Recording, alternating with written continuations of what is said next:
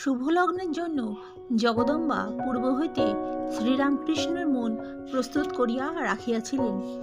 একদিন ঠাকুর ভাবচক্ষে দেখিলেন বটতলায় একটি বালক দাঁড়াইয়া আছে। মনে কেমন যেন একটু খটকা লাগিল।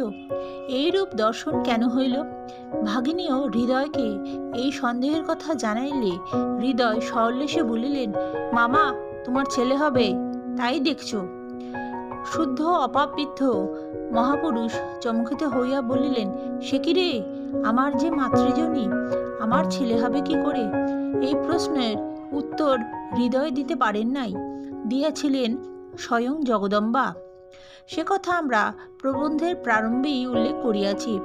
আলোচ্য দিনে প্রতীক্ষমাণ শুদ্ধসত্য মানসপুত্র রাখালের আগমনের প্রাক্কালে ঠাকুর ভাবচক্ষে দেখিলেন গঙ্গাবক্ষে সহসা শতদল পদ্ম বিকশিত হইয়াছে। তাহার দলে দলে অপূর্ব শোভা।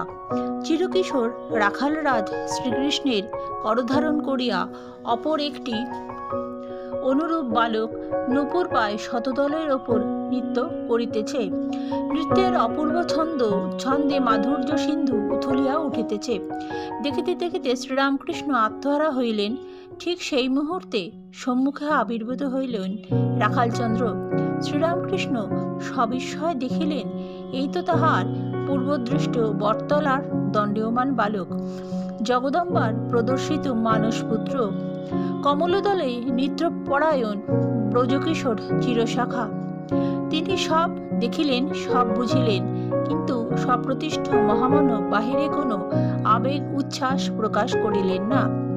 গম্ভীরভাবে একদৃষ্টে রাখালকে নিরীক্ষণ করিয়া সঙ্গী মনমোহনকে বলিলেন, সুন্দর আধার। অতঃপর অতি পরিচিতের ন্যায় তাহার সহিত স্নেহ সম্ভাষণ আরম্ভ করিলেন। তোমার নামটা কি? আগে শ্রী রাখালচন্দ্র ঘোষ। রাখাল শব্দশ্রবণে ভাবাবিষ্ট ঠাকুর গদগদ কণ্ঠে উচ্চারিত হইল, সেই নাম রাখাল, ব্রজের রাখাল।